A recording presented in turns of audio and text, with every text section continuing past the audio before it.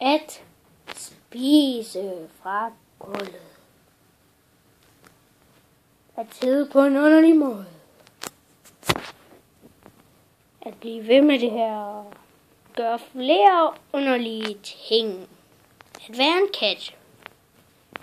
At gå andre steder hen. Eller sidde ned. Og slikke sig.